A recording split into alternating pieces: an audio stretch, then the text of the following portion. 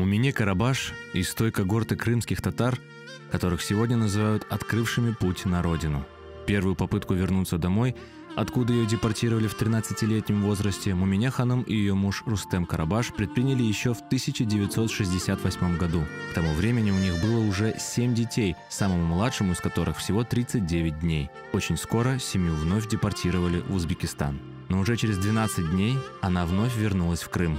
И 3 месяца скиталась по полуострову, прячась от властей, ночевали в аэропорту и на скамейках в парке. Наконец им удалось купить дом в Новопавловке, но мужа Мумине ханым нигде не брали на работу и 7 раз судили из-за отсутствия прописки. Хотя в 1970 году в семье Карабаш родился 8-й ребенок. Мальчика назвали Ватан, то есть Родина. Вернуться в родной Ускут она смогла лишь через 17 лет уже после смерти мужа в 1987 году. Обо всем, что пришлось пережить за все эти годы, эта удивительная женщина написала в своих стихах, а уже в пожилом возрасте, когда у нее уже было 8 детей, 16 внуков и 25 правнуков, она издала книгу «Ватан Севгесе Эршейден Азиз. Любовь к родине сильнее всего». Bu kadar yanıkları, açlıkları, horlukları, hıyonlukları görüp geçirsek de bu aziz vatanını bir gün, bir gece de kalbimden çıkarmadım. Unutmadım. Bu Karadeniz, bu dağlar, taşlar, bu Kırım, bu Uskut benim koyum Karadeniz bana тахат верди, мана гунуй верди.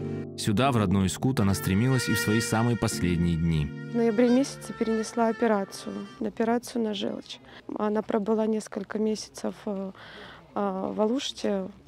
До января месяца она была в Алуште на квартире. И мечта ее была о том, чтобы вернуться на свою родину Ускут.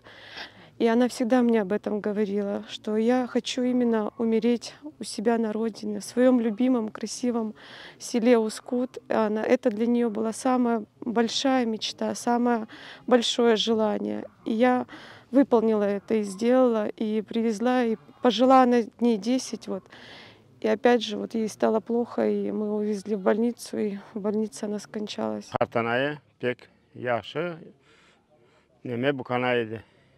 Okumlu bu kana, şiirler yazardı. Her daim cemaatle karışılmış idi. Bir yerdeydik. Dualara katlaşırdı, dualar okurdu. Mitingler olsa birinciler sırasına edip sözleri vardı, yakşı sözler aytırdı halkımız için. Она была оптимистка. Она очень много пережила в своей жизни.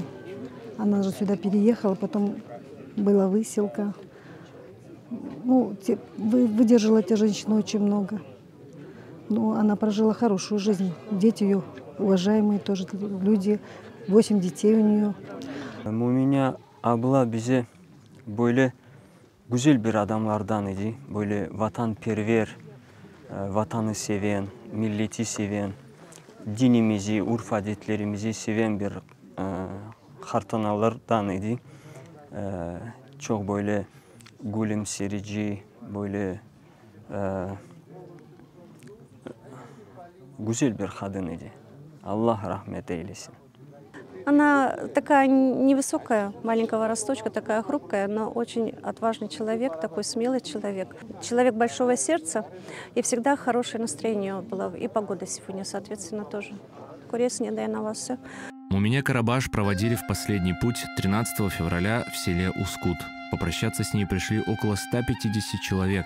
Среди них родные, друзья, соседи, общественные деятели. Хотя жизнь этой бесстрашной женщины была полна тревог и трудностей, она всегда шла к своей цели и добилась ее – жить и быть похороненной в родном Ускуте.